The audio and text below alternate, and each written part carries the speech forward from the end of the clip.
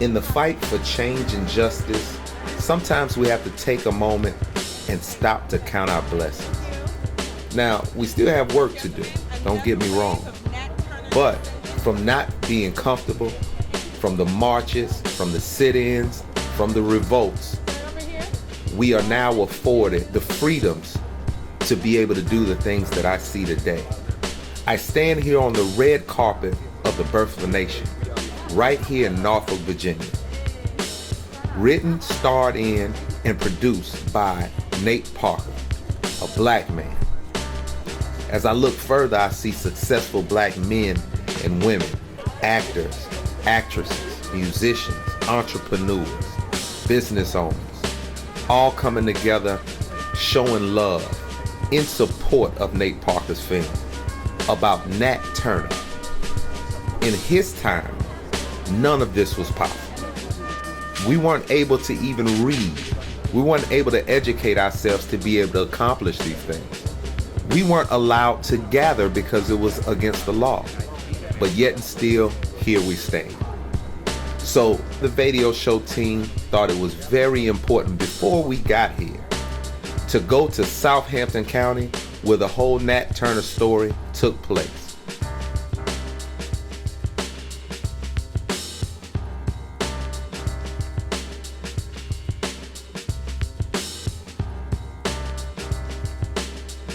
All right, ladies and gentlemen, welcome back to the Vadio show. And of course, this is the People Show. This is a special episode. This one is called Legacy, the carrying of the torch of Nat Turner.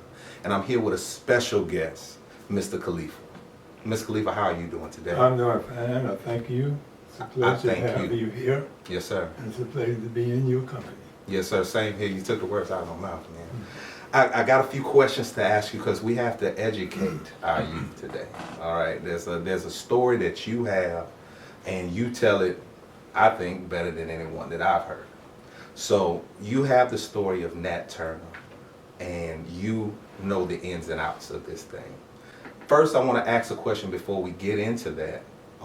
What is your mission? Like, not many people will take and make their life about, you know, you're author, you publish, you have a lot of stories that you pass on. What is the mission behind all of that? The mission behind the story of Nat Turner, the reason we're on to Nat Turner is to preserve his legacy and history. Because his legacy is wrapped up in the history of African people and our resistance to white supremacy oppression. Okay. And Nat Turner is the most successful, he was the most successful black freedom fighter who took the fight to the enemy. He had no recourse. He had no other choice. He just mentioned one time that black people would one day be free, and they almost beat him to death. Wow. So I've had people ask me, well, why didn't he take a more peaceful approach to it? Why didn't he? He couldn't even breathe freedom as a child slave. So he fought for it. Okay. And we had many, many others who didn't take it laying down. Yeah. They fought back for it. And he fought so that we don't have to do what he did in order to achieve our freedom. We might not have to do what he did in order to achieve our freedom. The story of Nat Turner is just so full of so many lessons that I have incorporated into my life as best I could, and I'm still uncovering. I'm determined that there will be at least one book or one person who tried to keep it as it was, you know. I heard you mention the word legacy, and you know that's what we titled this episode. What does that word mean to you, and what should it mean to all of us? We all have a legacy, but whether you're conscious of it or not, the legacy is just a history of the work and the things that you did during your life that made life more bearable for other people. Gotcha. The legacy of a person you can look at his legacy and determine how did he live his life. Mm-hmm. You know, was he a righteous human, or was he a crook? You know, Yeah. Those are legacies too. How do you feel about today's youth? Today's youth, why is it important for them to know what Nat Turner did? You should learn from Nat Turner that you can be as black as you want to be and still be successful. Yeah. Yeah. You know, especially in today, are they going to look at me? Be as black and strong as you can be, but you're going to still be successful. Knowledge gets you in a place of power every time. Absolutely. Wisdom, brother. Yeah, yeah, and that's what we want to show here. Yeah. We want to let people understand, though you may not know what a rite of passage is, you know, aggression and ignorance doesn't make you a man, you know? That knowledge and knowing how to guide and build a legacy for those people that are behind you. And that's what we're here today. We're going to come back after the break and I want to talk more about the story of Nat Turner and why he's so important to us and where we sit today, all right? Okay. This is the Vadio Show. Don't you touch that dial. We'll be right back. The Vadio Show is brought to you by K&D Scrubs Boutique. The lack of generational wealth in the African American community has never been in sharper focus. Generation One looks at our history. Hosea 368, people perish, people die because of lack of information. The black community is dying. Generation One. Join us for the movie screening Thursday, October 13th, 7:30 p.m. at the Narrow Theater, Norfolk, Virginia. The Vadio Show is brought to you by LakeFashion.com. We got a lot of knowledge and a lot of great information on Nat Turner. Now it's time for my favorite part, the actual Nat Turner tour, where we can see play by play and place by place where the whole history of Nat Turner happened. Take a ride with me. All right, Miss Khalifa. The story of Nat Turner, our elders tell us, advise us, never began recounting the history of African people unless we began on the continent of Africa. Okay. So we know that Nat Turner's mother and his grandmother was captured, first captured on the continent of Africa and brought into South Hampton County. They were brought in South Hampton County to the auction block. It's at a place called Cross Keys, which would be one of the stops on the Nat Turner Trail tour.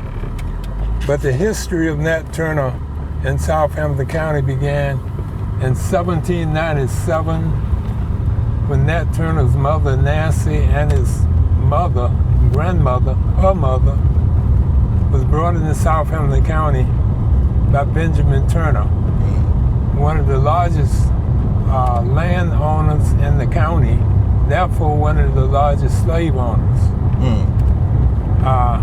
This was in 1797. In 1799, Nancy became pregnant. And she hated the pregnancy so much. And that's one of the indications that it was a hated pregnancy. And it's just about assured that she was raped by Benjamin Turner. She hated the pregnancy so much that she tried to abort the baby, and they had to tie her up in order for her to give birth, to keep her from killing the baby. But fortunately for us, unfortunately for them, she was unsuccessful in her attempt to abort the baby. So on October the 2nd, 1800, Nat Turner was born. He was born with a veil over his face, and when you're born with a veil over your face, it portends that you're destined to be somebody great in the hands of the Almighty. And that's a quote that's laced throughout the story about Nat Turner as he was uncovering the fact that he was a special human on the planet. He grew with the understanding that he was expected to be a great man. And one of the things Nat Turner recounts, when he was 3 or 4 years old, his mother overheard him telling his playmates something that had happened before he was born. Before he was born.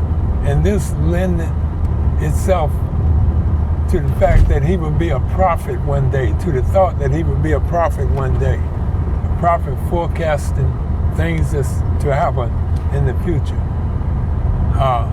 And then other things like learning how to read. According to Nat Turner, he had no recollection about exactly when he learned how to read and write. But he was crying one day and somebody gave him a book to stop him from crying, to play with. And to the astonishment of the grown-ups, he started reading the book. And so word spread in the community about he was a special man with special intelligence. And at an early age, he began to act the role. He started experimenting in making certain objects. This was in his youth. To my understanding, his confessions, he tried to make ink, paper, and gunpowder. There's some of the things that he said he tried to make, and he had no doubt that he could have been successful had he had the right materials. That was the confidence Nat Turner had in his ability. In 1810, up to 1810, Nat Turner did not work in the field with the other captive Africans. He was kept in the house, but in 1810, slave master Benjamin Turner died and went to hell. A lot of people don't like me to say he went to hell, but I can't imagine him being any other place than hell, if there's such a place. When a large slave owner dies, there's both dread and jubilation in the slave community. The jubilation is that this cracker is dead now, and he will not be able to visit the brutality on the people anymore. The dread is, and we want to pause right here because we're coming up on the first stop on Nat Turner. We want to go slow, Eben. In the corner back here, legend has it that this is the church that Benjamin Turner built after the colonists defeated the British in the Revolutionary War. After the Revolutionary, yeah, we could pull on down in front of the church so you can see the sign. It was built in 1786. And as we see, this is a Protestant church. We're going to get out here. After the up to the Revolutionary War, the only legal church in North America was the Anglican Church. And after they defeated the British, they didn't want to have anything else to do with the Anglican Church. Gotcha. So they founded this Protestant church. Now we'll pause here and take some questions. Anybody have them? And that's the corner where it's alleged that he taught. Here, they're in that corner over there. This is what was pointed out to me. I don't know how, you know how legends go. But we know he was not allowed to preach in the church. So they had him preach outside? Yes. Wow. Yeah. So you allow me to be a preacher, but I can't go in the church building. No, sir. Crazy. No, sir. Man, it's got a feeling here, man. Like, I don't know, maybe I'm tripping, but I got a feeling when we pulled up here. Yes, sir. I don't know what that is, but I feel a certain energy here. Yes, that's energy. It's amazing, man. Yeah. Yes, sir. Yes, so this is where it happened with his preaching. This is where his preaching started. You know, the slave owners, they made sure that their captives went to church. And the indoctrination started at the very beginning. Let me ask, that's what I wanted to ask you too. I know that in slavery, and you know, I come from the Christian side of things, Yes, but in sir. slavery they used the Bible and the misinterpretation of the Bible to enforce their rules and also to keep the slaves docile. Yes. I see it ironic that Nat actually used this same Bible, and in reading more scripture, he used that for his decision and to get his vision to actually do the revolt that he Yes, did. yes. He became an authority on the Bible. Mm-hmm. You know, he could quote it. Mm-hmm. He perfected his reading and writing coming out of the Bible. And he quotes scripture. And he received these visions that we're going to bring out some of the visions that he had. Mm-hmm. You know, he was a visionary.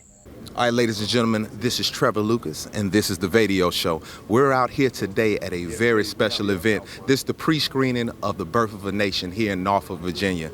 Nate Parker came out and he was gracious enough to bring it back to his city. We're going to show you some clips. This is going to be a great movie and historic story that everyone needs to hear. This is the Vadio Show. We got more for you to see.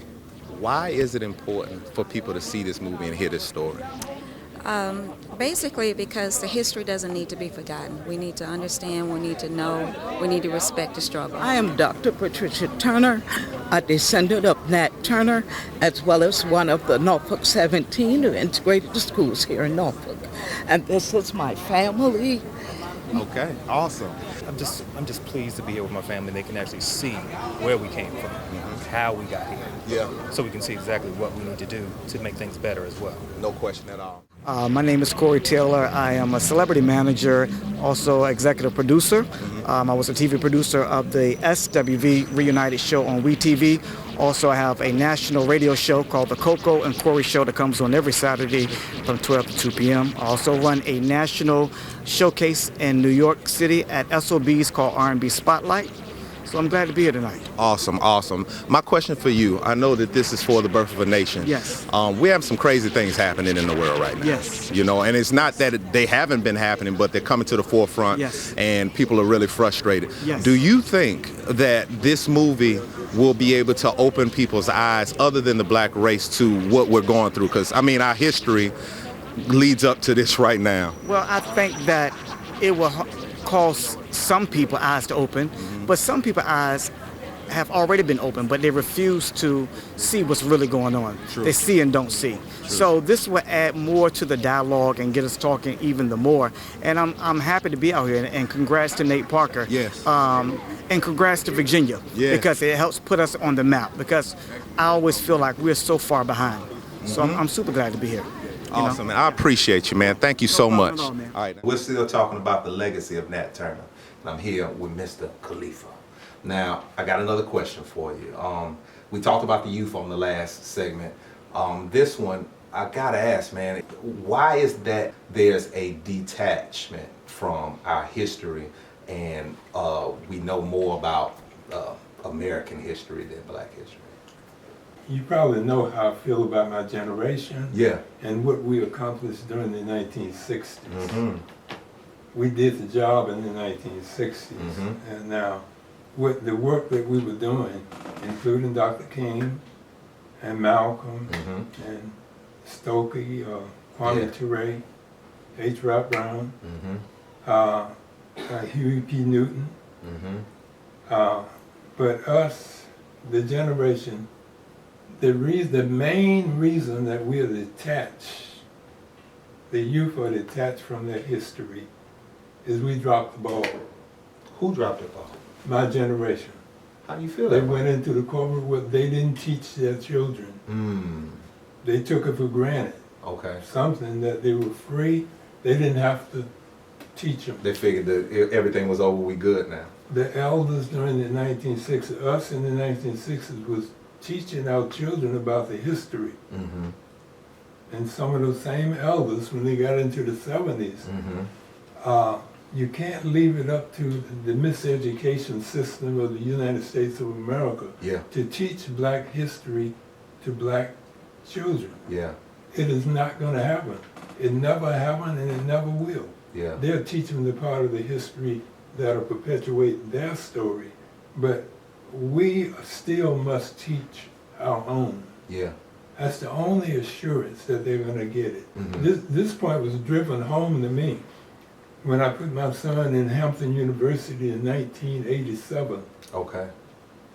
And they had one black history course. Wow. And then the students, In Hampton University? yes, he and his class kind of organized themselves to try to lobby for more black history. They wouldn't do it, so they formed a club Wow. to teach themselves black history. And that's when I realized that my son had been given these Chancellor Williams and Stolen Legacy books like that to read, but these children didn't have the basic books. Yeah. They didn't even know what it meant to have black history. Well, I would think in the HBCU that you'd have No. a buffet to choose from when it comes to black history. Well, the preparation is for the corporate Gotcha. world. Gotcha. Corporate America don't like strong black militant people or educated people. Yeah. So the Negro who prepare our children for corporate America, when they know white oppressors don't like this, then they're not going to like this. Gotcha. You know? Gotcha. Fortunately, there's been an awakening across the board for Yeah, black there's some people. things going on. Man, Yeah. I am so fortunate to be alive at this day and time to see this awakening. Even in the ones who a couple of generations ago, you would say was completely lost. Yeah. Yeah. But they're becoming awake. Let's Yeah. put it that way. Something is happening there. We always have to go back to the black youth. The black youth always figured out, when we look at our history, almost every significant movement was precipitated by black youth. Nat Turner's army was an army of black youth. Nat Turner was 31. And soldiers in his army was in their teens, 13, Wow. 14, 15. Wow. I didn't know. Black youth did it. So black youth they got to figure out what's going on now. You telling me a few things that I didn't know. You know, I knew, he had a certain amount of people. They said, 40 to 50 people. But I didn't know they were that young.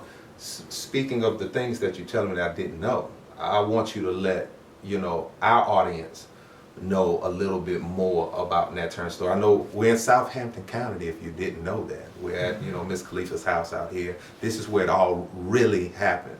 You do a tour of the Nat Turner land and where it all happened, and you do an awesome tour. There's another one actually going on. First, I want to tap into that because there's conflict in the stories, like words like was it insurrection? Insurrection. Versus revolt. Could you talk to me about that a little bit and what happened? Insurrection is a rebellion internally to the system that's doing the oppressing. Okay. When you initiate a revolt, you want to overturn the system. Gotcha. You have exhausted all other measures. The only other measure to do is turn it over and start all over again. So which one would you say, from your standpoint, that Nat Turner did? Nat Turner organized a black liberation army to engineer a revolt.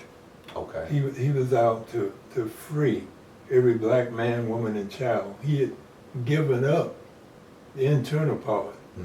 He worked for many years the same way that Barack Obama worked for many years.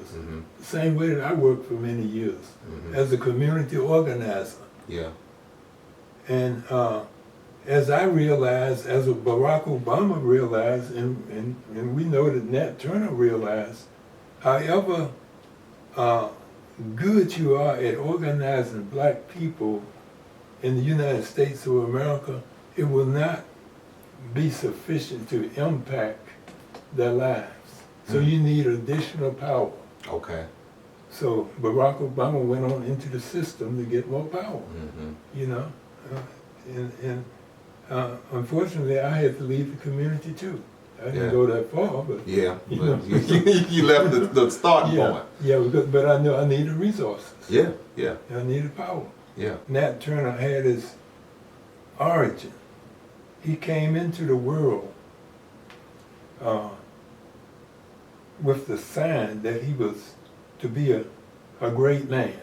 He was to be a significant human on the planet. Was this a prophecy? Yes, it was a prophecy. He was born with a veil over his face. Mm. And a veil over your face indicates that you're going to be a great man, a great woman, a prophet, someone great in the hands of the Almighty. Mm-hmm. So he grew up with that kind of orientation that he was going to be great. And his parents pushed that? Yes, he was expected to be great. Okay. And he says in his confessions that once he realized he was expected to be great, mm-hmm. then he kind of clothed himself in mysticism. Mm-hmm. He was a great mystic. Okay. He was a great mystic. Nat Turner, he kind of set himself up to act the part. Mm-hmm. That's a great lesson right there. Mm-hmm. Once you know what you want to be in life, you are permitted to start acting that way now. Gotcha. You know, but just don't believe your press releases, as they say. Right. Yeah, don't overstep. But he grew up as a child, tutored by his grandmother. Mm-hmm. Now, his grandmother, his maternal grandmother, and his actual mother, Nancy, they came into South Hampton County in 1797. Mm-hmm. And we hear about his grandmother, his maternal grandmother at that time. But then in the confessions, he's also talking about grandmother who taught him about religion. Mm-hmm. You know, and she was the one who was making these predictions about him. Gotcha. They said he was too smart to be raised. Mm. And if he was ever raised, he would never be any good to anyone as a slave. Because of his intelligence. Yes. Gotcha. That's what he got from her. But that was his paternal grandmother. Mm-hmm. They call her Old Bridget. But we don't hear any more about his maternal grandmother and very little about his mother after that. Mm-hmm. You know, but we know they took the children from the family so they wouldn't be raised properly. But he grew up knowing that he was special. Mm-hmm. You know, in the time that his mother overheard him telling his playmates when he was 3 or 4 years old, something that had happened before he was born, Mm-hmm. that just kind of sewed it up. They just saw him as a prophet. Right. Because he knew things that he wasn't here to see, to be able to tell that story. Yes, sir. Gotcha. Okay. And then one time he says that he was crying and they gave him a book, to pacify him. And to the amazement of the people, he started reading the book. Wow. You know? And how old was he at this time? I guess 5 or 6. Now, I heard about his first owner teaching him different languages and teaching him how to read. How did that? Now, to me, that's one of the biggest lies that's Okay. ever been told about Nat Turner. Because that's what I'm saying. There's been some misconceptions. I've heard different stories. I have never seen any documentation to that. Gotcha. Because the way they telling it, and they got a few documentaries out there that this man, it was a man that taught him how to read, taught him different languages. They told him that it wasn't smart for him to be teaching a black man, a black slave that. And that's how he got his intelligence, and he went on to preach the gospel to other slaves and things like that until he read more into the Bible and found misinterpretations. And he used the word that he got from the Bible to do his revolt. Now, that's how the story is being told. Now, I know that Nat Turner's intelligence and precociousness was such that the whole neighborhood knew it, including the slave masters. It's practically assured that Nancy was raped. That's his mother? Yes. Okay. Nancy, his mother was raped by Benjamin Turner. Benjamin Turner took an interest in Nat Turner. Now, if he did take an interest in Nat Turner to the extent where he would send him to school, as I heard one of the relatives of Nat Turner recounted that fallacy, man. Mm-hmm. I mean, Benjamin Turner had other children, illiterate other children. Yeah. So why would he send teach? anybody to school? Why would he send? They didn't even have those schools. Got you. Okay. You know, so Alright. I don't see how that could. Well, it'll fly unless we tell the story. That's how they telling it on the History Channel too. If they have documentation to that, they should bring it forth. Nobody showed any documentation or gave any type of references of where they got that information from. Yes, So, I have read everything I can get my hands on about Nat Turner. That's certain rights. I don't read. There's some people I don't read. mm-hmm. It's useless. Why should I do that? Mm-hmm. But I have seen nothing that indicates that he had any formal education. None. Mm-hmm. Zero. Gotcha. You know, and there's some indications that they probably used him like they use all genius black youth Yeah. when they can. Right. They're And took the credit for his information. Yeah. Gotcha. Yeah. Gotcha. Yeah. All right, ladies and gentlemen, I just ran into Dr. Newby. She's a historian here at Norfolk State, and I just wanted to talk to her a little bit about the Nat Turner story and why it's important for us to know. I know you're a bit of a historian, okay? Yes. With the story of Nat Turner, why is it important for this story to be passed down and told? You know, the Nat Turner story is really a story about slavery and race in this country, and how when African Americans take their freedom by force, which is something that David Walker talked about in his appeal, and that was published in 1829, where African Americans should claim the ideas of the American Revolution, that all men are created equal, that they are endowed by their Creator with certain unalienable rights, among which life, liberty, and the pursuit of happiness. And so when he actually put that in action, there was a reaction to that. And while it didn't, they believed it had to be violent. I wasn't there. I'm not going to comment on whether that was right or wrong, but certainly their lives were filled with violence. There was the violence of punishment if they didn't work hard enough. There was the violence of separation from their families. There was the violence of just being a slave and being owned by another person and being regarded not as a human being, but as an animal, as chattel, as a pig or a horse or a cow. And so this story has been retold so many times by white America, interviewing the descendants of some of the survivors from white America, but this story has not been told by African Americans from their perspective of why have this revolt. Blacks have been vilified as evil, as criminals, as hateful, and even the color of Nat Turner, the way they've depicted him, is they've darkened his skin, when indeed in the records he was categorized, he was described as a light-skinned African American. And so the shift then to finally talking about this human being and the choices that he made and why he perhaps made those choices, and the violent afterflow following that revolution is, I think, very important for us to go back. We're in 2016, and it's time that we begin to go back to looking again at history and putting correctives, because the history has been written to support white America and the white power structure, and erasing this issue of slavery as if it's a chapter in the history. These weren't slaves, they were more family members, servants.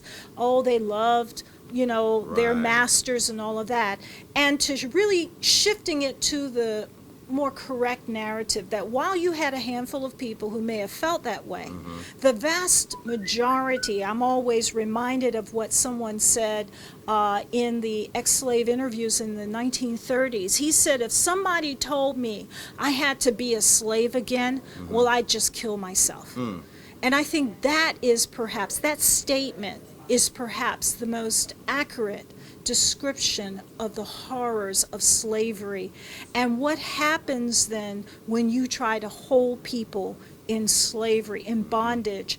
And you think about the aftermath of the Nat Turner revolt. Nat Turner's wife was tortured after following the revolt to reveal information that she had about her husband. We don't know all of that story. But hopefully, as historians begin to look again, that they look through a different lens and begin to develop mechanisms to record these oral accounts that were passed down generationally in what was South Hampton County with the descendants of Nat Turner. Well, speaking of passed down, and we're looking at a lot of racial issues going on out here right now. You know, things are really tense when it comes to the policing and things like that. But a lot of people seem to have forgotten those stories of our history. Do you feel as if our generation today is detached from their history, and if so, why? I think that history has been managed, and it's been managed by those who are in power and control. And I'm not a big fan of the standards of learning. I think that they've done more harm than good, especially in terms of helping our young people to understand our past and why things have happened. They've really been controlled by the politicians in power to encourage people to only think that the only relevant people were white men who were the founders or the controllers of the political machines. It's kind of a mental warfare, if you will. Absolutely. But one of the things that I think, 2016, we're in 2016, and that means that we're really only 16 years into the 21st century. And historians and sociologists tell you that it takes about 20 years to actually get into a new century. And I think we're at a precipice. We are leaving that past that W.B. Du Bois talked about, that the problem of the 20th century will be the color line. And we're moving into another type of generation. The millennials, for example, are finally starting to ask the questions that the Gen Xers did not ask about their past, and that the baby boomers wanted to forget, because the baby boomers were brought up in segregation, and there's a lot of pain associated with that time period and high expectations that were not met, that we would move into a society that was different. So here we are, and the millennials are saying, well, wait a minute now, why are we in the situation that we're in? And they're starting to advocate and demand change. And when young people say they want to carve out a different path than their parents or their grandparents, that's when we know we have raised up leaders to hopefully take us into the 21st century and into a different future. No doubt about it. And that's what it's all about, passing on the torch and bringing progress to our people. This is the Vadio Show. This is Dr. Newman. I thank you so much. All right? Thank you. Yes, ma'am. The Vadio Show is brought to you by The Maximized Life. Someone once said, getting there is half the fun.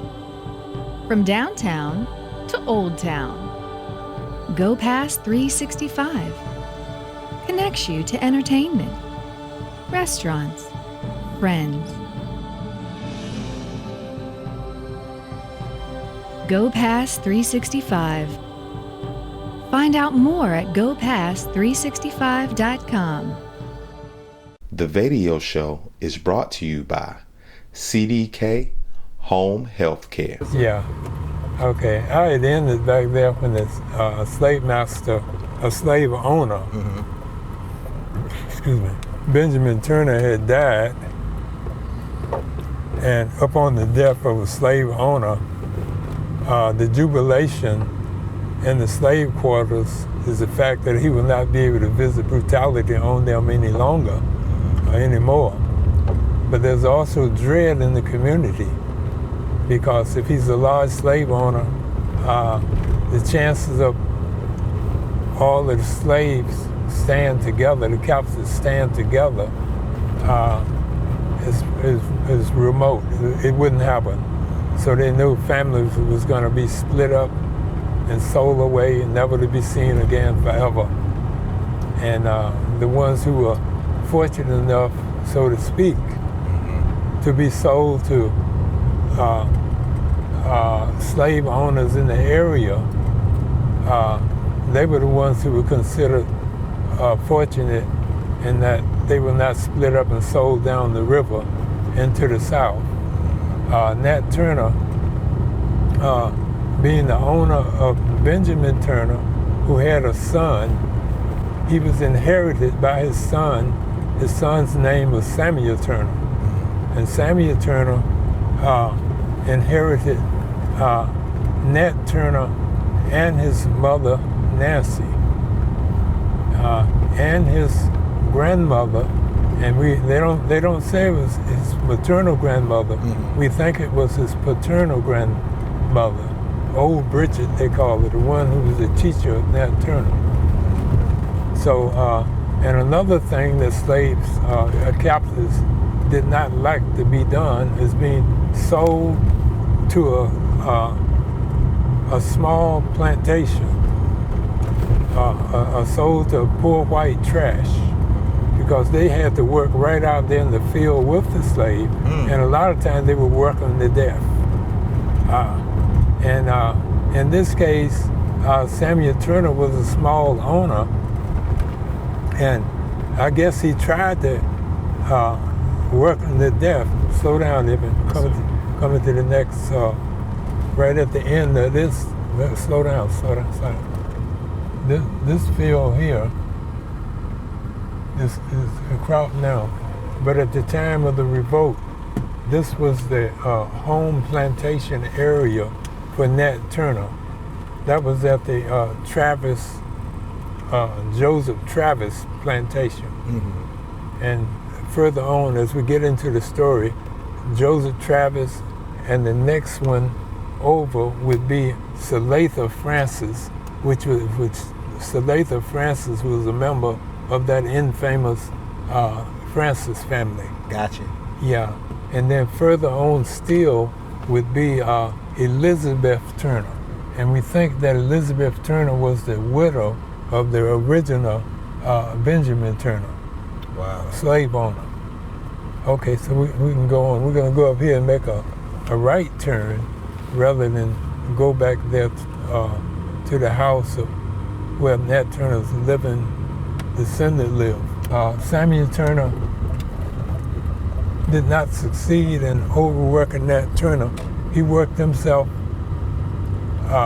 sick himself. He took sick in 1822 or 1822, and when he took sick, he hired an overseer to work Nat Turner.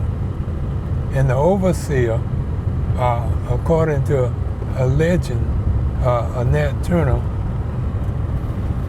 that he just mentioned that one day black people would be free, and for this, he gave him a severe beating.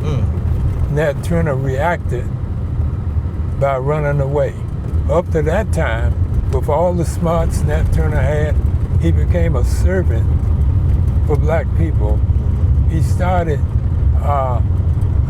doing community organizing work even in his 20s, in his teens, you know, but he ran away, and he was gone for 30 days. And while he was away for those 30 days, he did a lot of studying and praying. This is one of the most sacred spots. This place up here, before you get to the hedge of trees, that's where a cabin where Nat Turner's wife lived with the children. Nat Turner's wife's name was Cherry. Okay. And she lived here with his children. And there's always been speculation about where Nat Turner was on the day that the revolt started. We have reason to believe he at least visited his wife and children. So the cabin was right out here? It was right up here at the edge of that field. And I have pictures of people coming, streaming up here. getting off of the bus down there and coming in like they're going to a pilgrimage. But one day, I brought a tour group out here, and we came up in here to visit the cabin as usual, and the cabin was down. Somebody had taken it down. Wow. So recently the cabin was still up here. Yes. But yes. somebody came and knocked it down. No, they didn't take it and knock it down. The same Francis family. The Turner family do not farm the land. The land is farmed. They rent this farm to the Francis family. And it's a big farm. This is the land over here. This land is owned, it's a 380 tract of land by Nat Turner's living descendants. They own that. Okay. Yeah, and it was purchased at Y'all the Turner. say how did they come to own it? It was purchased by a family member. Okay. Nat Turner's descendants survived because the Indians hid out a female member. And I had the good fortune of meeting Miss. Any reason you stop here? Oh, you want to keep going? Okay. Yeah, I'm going up here and turn around and stop where the cabin was. But anyway, that's how it came in there. And then a woman married a guy named Turner. Okay. And that's how they came into this land. Nice. He bought the land. That's a blessing right there in itself. Yeah, yes it is. That was very And the land has a lot of stress. What they did, like tearing this cabin down, and some of the other structures that was on black land, they convinced them to tear the structures down, and then they started getting the money in to develop the tour. Gotcha. You know how Always coming valuable back it down was. to the money, huh? Yeah. And from here, you've heard of the caves where he was finally recaptured? From here, the caves is straight back through these woods. Okay. Yeah. Now there was misconception on that. I heard somebody say a farmer found him, and I heard another story where somebody from the militia found him in a hole. So he was away. He ran away. We're gonna go back now and continue. He ran away for 30 days, and while he was away, according to Nat Turner, he spent his time in fasting and prayer. Okay. And when you fast and pray, you get proper knowledge of self. You get knowledge of self. And it came to him what his mission was. He received his first major vision while he was out there. And the vision said, Nat Turner had a favorite biblical verse that he quoted. Seek ye first the kingdom of God, and all else will be added. The vision told him, the Spirit appeared to him and told him he was too concerned about the things of this world, that he should first seek the kingdom, and then all else would be added. But along with that came his vision on what his mission, came his mission on what he was supposed to do. He realized what he had to do, and to fulfill his mission, he needed resources. He needed human resources and he needed weapons. Yeah.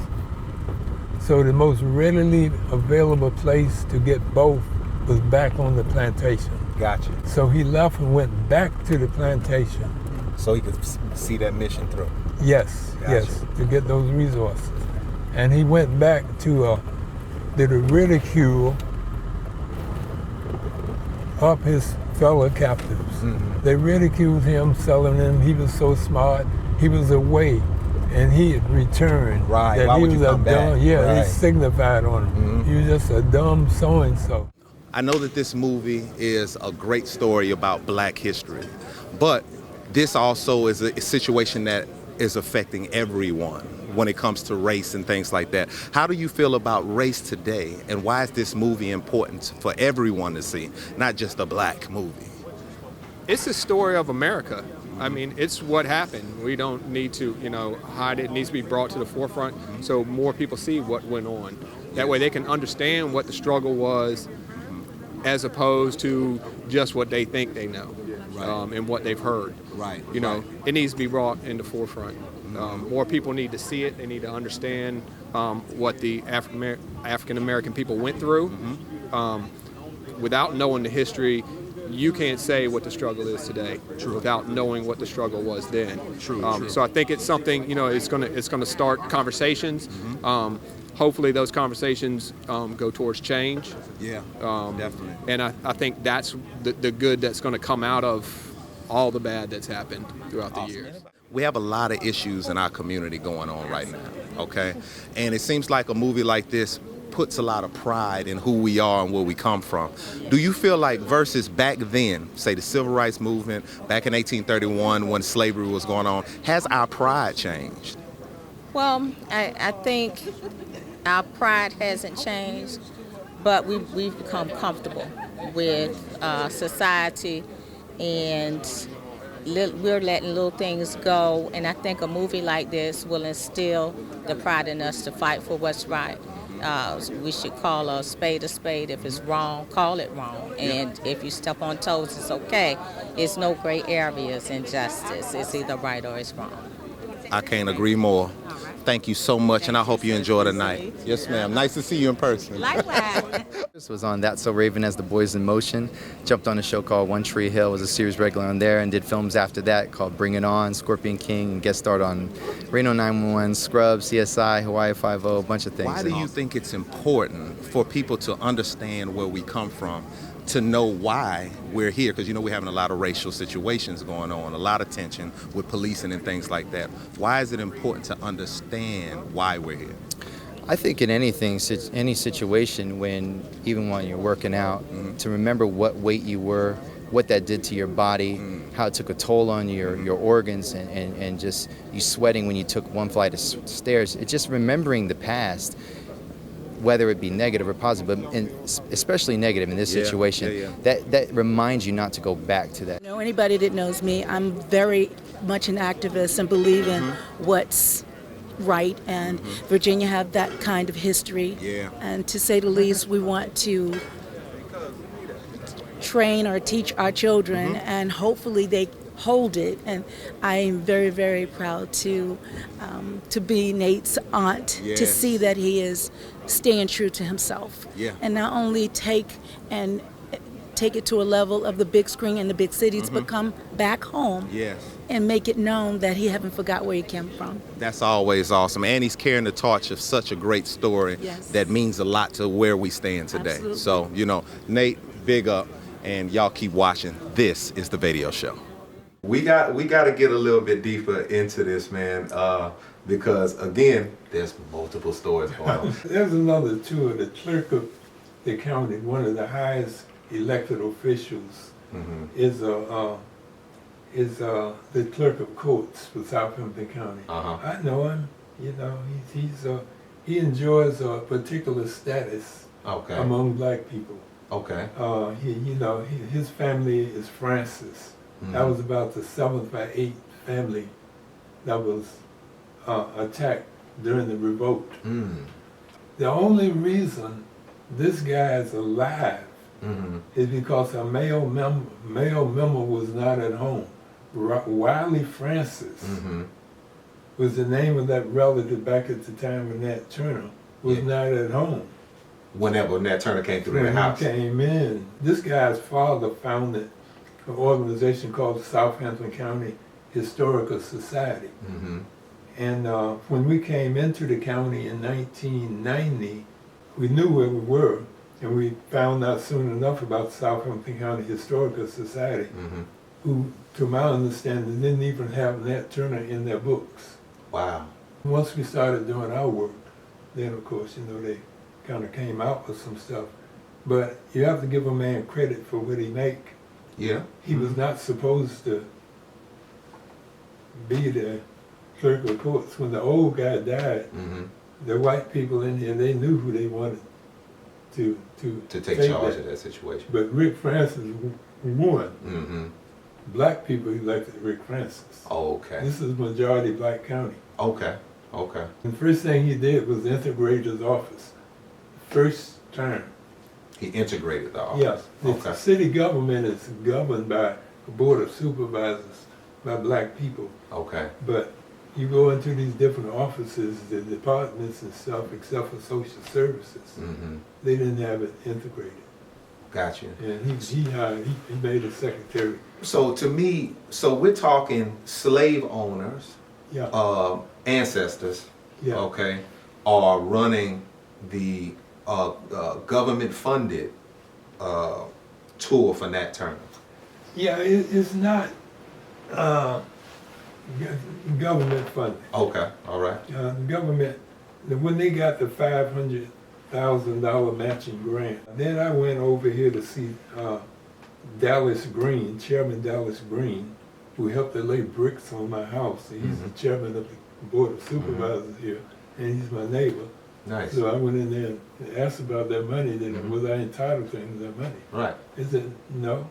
They wrote a grant for that money.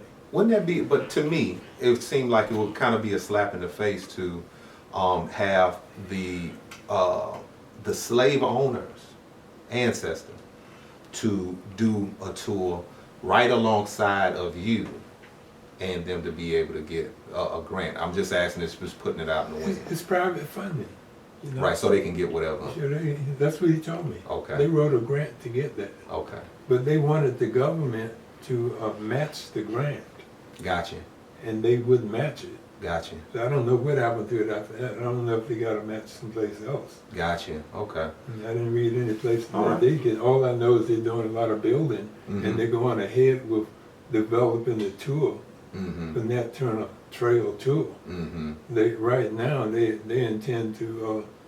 They see it's been long enough from the time of Nat Turner, where now they can make some money on its legacy. Right. And if we were not here doing our work, you know, they would have a cakewalk. Exactly. They thought they could do what they did with Malcolm X. Gotcha. You know, they hated Malcolm X.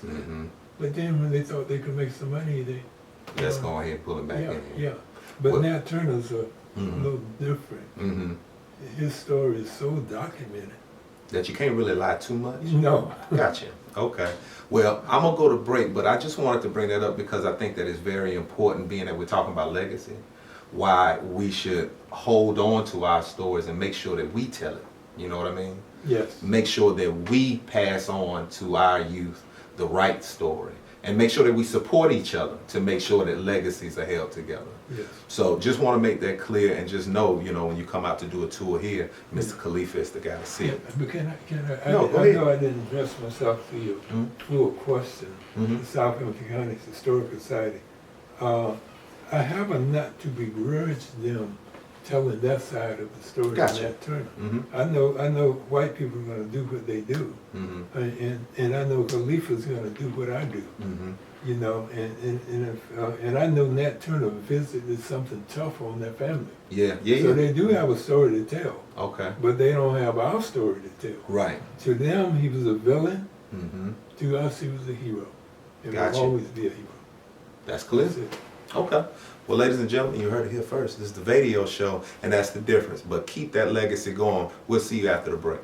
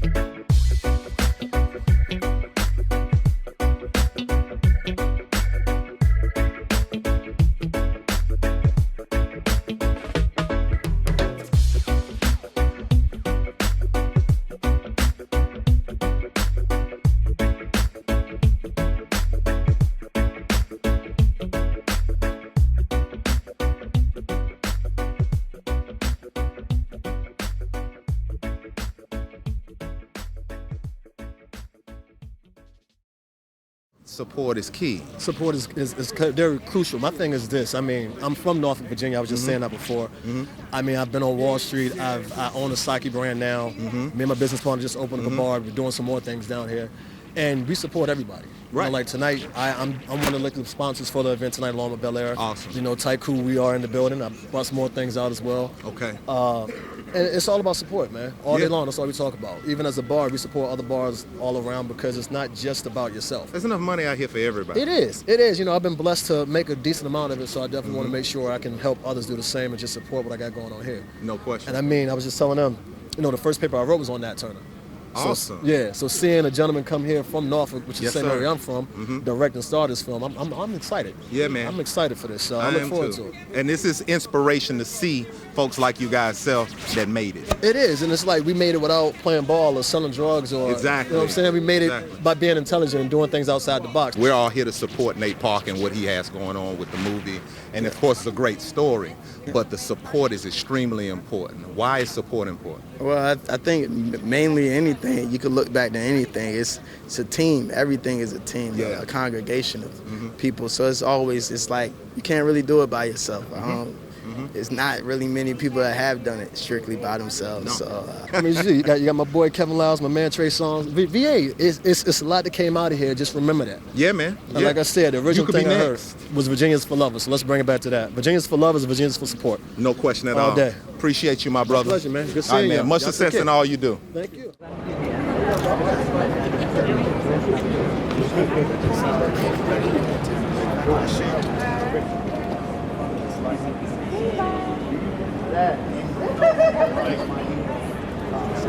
So what's the best thing we're doing here? You come from this area. That's right. All right? Tidewater Park. That's right. There's a lot of people that look up to you as an inspiration because a lot of people in Tidewater Park don't think they can get out of there. That's right. What would you say to that person that has a lot of talent inside, but from looking at TV, looking at the racial situation, looking at the climate of hate that happens, they feel hopeless? What do you say to that person looking at you as making it out? I would say don't let this moment dictate your future. You know, we're bigger than our current circumstance, and I think Nat Turner teaches us that. He reminds us that longer before we were here, there are people that stood up. Yes, sir. You know, for us, for our children and our children's children. You know, no one can stop you from planting a seed. We plant a seed, and we may not be able to see the fruit, but those behind us and those behind them absolutely will. I think that's what Nat Turner teaches us, and that's what I'm trying to do with my art. Create a legacy that those young people that look around and can say, he came from from Tidewater Park.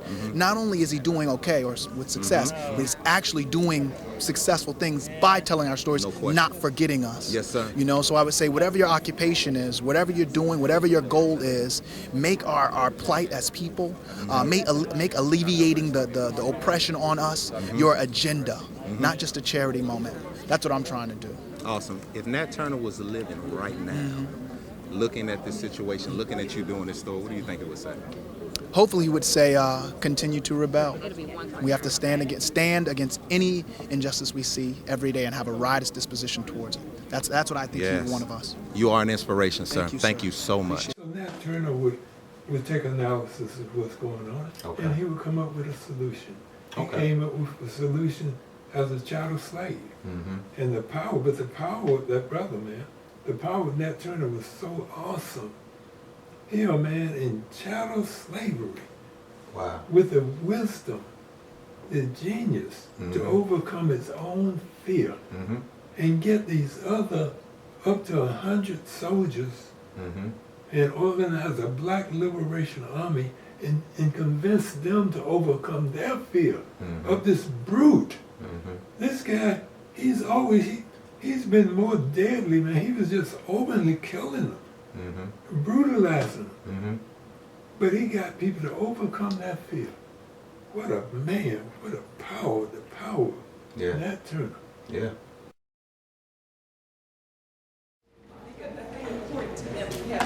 I won't be long. I'm home.